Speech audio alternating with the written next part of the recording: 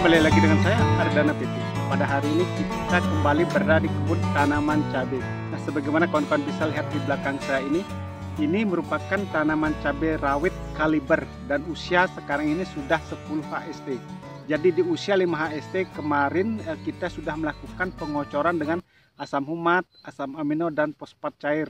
Nah, asam humat dosisnya 2 sendok makan untuk 20 liter air, sedangkan asam amino dan fosfatnya yang kita pakai adalah Mordenpul, itu dosis 30 mili untuk takaran 20 liter air. Kita kocor langsung pada setiap lubang tanam itu dengan dosis kurang lebih 100 mili, kawan-kawan.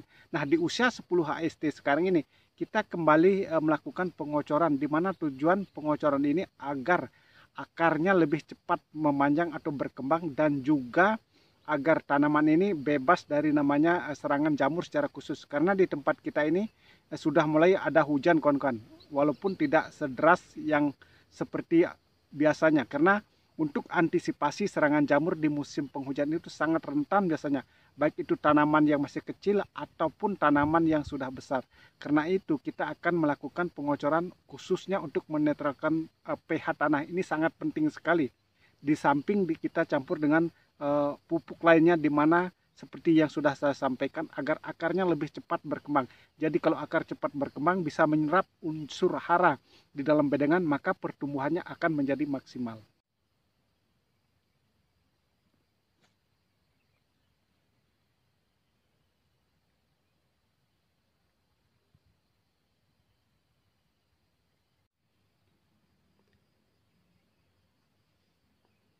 Nah, inilah kawan-kawan tanaman cabai rawit kaliber di usia 10 HST. Dia sudah hijau seperti ini karena ada hujan, kawan-kawan. Karena pengaruh air hujan itu saat penanaman cabai itu sangat penting sekali. Jadi lahan menjadi dingin sehingga pertumbuhannya lebih maksimal dibanding kalau lahan kering itu, kawan-kawan. Seperti ini. Ini juga sudah cukup bagus. Nah, jarak tanam cabai ini adalah kurang lebih 50 kali 50, jadi persegi, kawan-kawan. Karena ini merupakan lahan bekas kubis dulunya tanpa kita melakukan pindah lubang sama sekali. Kita langsung menanam cabai di lubang tempat kubis. Tetapi kita kocor kemarin dengan insektisida dan fungisida. Nah, ini kita buat juga lubang pupuk susulan di sini di sampingnya untuk pengocoran nanti apabila tanaman cabai sudah agak besar. Nah, sekarang ini kita akan melakukan pengocoran juga di usia 10 HST seperti yang sudah saya sampaikan tadi, agar akar tanaman ini lebih cepat berkembang, lebih cepat menyerap unsur hara di dalam bedengan. Nah, khususnya bedengan ini, kawan-kawan, perlu saya jelaskan. Dulunya waktu penanaman kubis, bedengan tanaman cabai ini kita menggunakan kotoran ayam, kapur dolomit, dan pertipos. Nah, itu yang kita lakukan.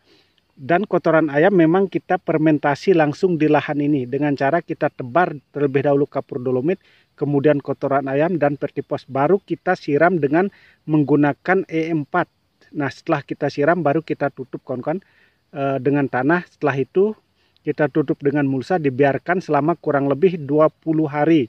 Dan setelah 20 hari baru kita lobangi dan kita diamkan kembali 3 hari. Untuk tujuannya kita mendiamkan itu agar gasnya keluar, jadi lahan tetap dingin.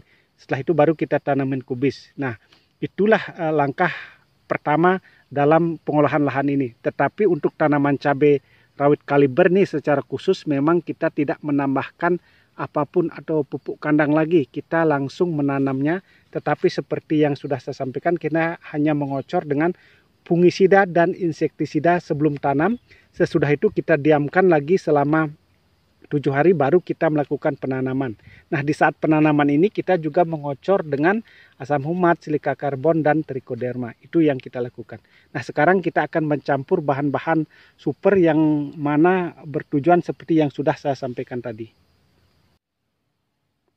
Nah, kita siapkan terlebih dahulu ini air kurang lebih ukurannya 10 liter. Dan yang bahan yang pertama yang akan kita pakai adalah NPK 1616. Nah, seperti ini, kawan-kawan.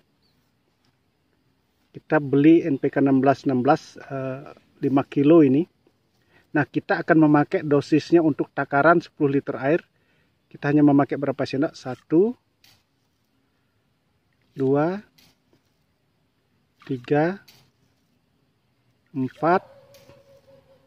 5, 6, 7, 8, 9, 10. Jadi untuk 10 liter air kita hanya memakai 10 sendok makan seperti ini. Nah setelah itu baru kita aduk. Karena ini agak susah dia larut, kita aduk dulu biar larut semuanya. Baru kita akan mencampur dengan bahan yang lainnya. Nah ini sudah benar-benar larut kawan-kawan. Baru kita akan menambahkan bahan berikutnya. Nah kita memakai sekarang adalah pupuk Ultradap. Nah dari Pak Tani seperti ini. Ini kandungan daripada nitrogennya 12%, sedangkan fosfat atau fosfornya 60%, sangat tinggi sekali. Ini gunanya fosfat atau fosfor untuk perangsang pertumbuhan akar, itu sangat bagus sekali. Begitu juga untuk merangsang tunas. Nah kita pakai dosis untuk 10 liter air, tidak terlalu banyak kawan-kawan, hanya 2 sendok sebenarnya sudah cukup. 1, 2. Nah kita memakai 2 sendok untuk takaran 10 liter, bisa ditambah menjadi 3 sendok, itu tidak jadi masalah sebenarnya kawan-kawan. Nah, kita kasih 3 sendok saja. Nah, seperti ini. Nah, setelah ini diaduk merata, baru kita campur dengan bahan yang satunya atau pupuk yang sangat bagus sebenarnya. Karena ini kita menggunakan NPK 1616 dan Ultradap. Biasanya sifatnya agak asam kawan-kawan, maka perlu kita menambahkan namanya asam humat. Nah tetapi yang kita pakai sekarang adalah pupuk kalsium ditambah asam humat. Kita memakai Kalha. Bisa juga menggunakan asam humat Powerswell, tetapi terserah kawan-kawan sendiri, itu tergantung dari pilihan para petani. Dan juga karena kita membeli biasanya di usia 5, 10 sampai 15 HST, kita biasa mengocor dengan asam amino dan fosfat cair. Nah kemarin kita membeli di toko pertanian lagi kosong kawan-kawan, makanya kita memakai bahan-bahan seperti ini. Nah kita untuk Kalha atau pupuk kalsium asam humatnya kita akan memakai 3 sendok juga kawan-kawan. 1, 2, 3. Nah seperti ini baru kita aduk secara merata. Jadi dengan pemberian asam humat itu sangat bagus untuk menetralkan pH atau mengurangi asamnya daripada pupuk itu sendiri. Dan juga karena ini sudah mulai musim penghujan, agar tanaman aman dari serangan jamur atau patogen, karena pH netral itu secara otomatis jamur tidak dominan menyerang tanaman cabai. Nah alat kocor kita pakai seperti manual, seperti biasa kawan-kawan. Ini takarannya kurang lebih 100 ml. Nah kita langsung seperti aduk dulu. Ini sudah merata. Nah kita kocor penuh seperti ini pada setiap batang tanaman cabai, langsung di lubang tanam aja tidak masalah kawan-kawan, karena kita sudah campur dengan asam humat seperti ini. Jadi takarannya 100 ml maksudnya. Seperti ini. Makanya dengan ini karena ada Ultradap atau fosfatnya cukup tinggi, maka akan mempercepat pertumbuhan akarnya, sehingga nanti penyerapan unsur hara akan lebih cepat dia kawan-kawan. Nah seperti ini. Kegiatan kita hari ini melakukan pengocoran cabai rawit kaliber di usia 10 HST dengan NPK Mutiara 1616 dengan Ultradap dicampur dengan Kalha sudah selesai kita lakukan. Nah, terima kasih kawan-kawan yang sudah ikut menyimak video ini. Saya ini hanya berbagi pengalaman cara dalam perawatan tanaman cabai, dan semoga kedepannya kita menjadi sukses sama-sama.